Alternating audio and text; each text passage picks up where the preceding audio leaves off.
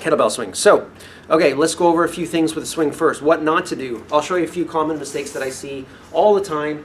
And the biggest one is the rounded back. I see people bend over, and the first thing they do is they round their back, which is spinal flexion, and that can cause a lot of discomfort. It could even cause back injury. Okay, so if you find that you cannot bend over without keeping your back neutral, then either A, you're not ready for the kettlebell swing and you have to work on your flexibility, or B, it's a new exercise, you need to train your body where you could use the dowel that I talked about in the previous video, or 3, that you're just not ready, you don't have the core strength. Also, by the way, if you cannot do a front plank, side plank, and reverse plank for 60 seconds on any of those, then you're not ready for a kettlebell swing as well. You need to make sure you have a strong core that can take the weight off the back. Okay, you need to have your TVA engaged. That's your transverse abdominis. It's a deep muscle tissue that wraps around your entire torso, and it helps support your spine and takes the pressure off your back, so it keeps you safe. Okay, to engage that TVA, all you need to do is pull in your belly button.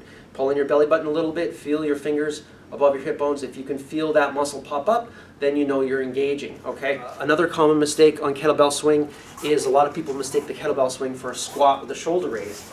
Okay, this motion is not a classic kettlebell swing. This is a squat with an arm raise. I see this all the time. This is not a kettlebell swing. This is actually just a squat with a front shoulder raise, and actually can cause strain on the back, all right? So avoid that. That's a different exercise completely. The classic kettlebell swing is where you actually hinge over, and your main muscle movers are the back of your legs, glutes, and lower back. Slightly. You barely use your lower back at all. It's all momentum that helps get the weight up, and glutes, and hamstrings. Okay. So the best way to get started in this exercise is to start with a bent knee. Okay, you can also perform it with the straight leg, but again, that's a little more advanced. Let's start with a little easier version with the knee slightly bent. Okay, you're going to hinge over, make sure your spine stays neutral, and you can pick up that kettlebell swing. Okay, get some momentum going, swing your arms like a pendulum. Right now at this point you should feel a stretch in the back of those legs and the hamstrings. There really shouldn't be much on the back at all.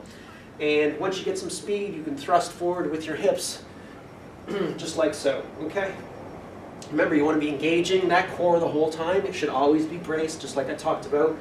Okay, notice how my back shouldn't be rounding at all. Okay, and you're bending right over. You're almost coming parallel to the floor. That's how low you're getting. I see a lot of people just coming down halfway, and that's not really doing the exercise properly. You want to make sure you're all the way over, and you thrust forward quickly with the hips. Dig your heels into the ground as you come up. And if you do it properly the next day, you should be very sore in the back of those legs.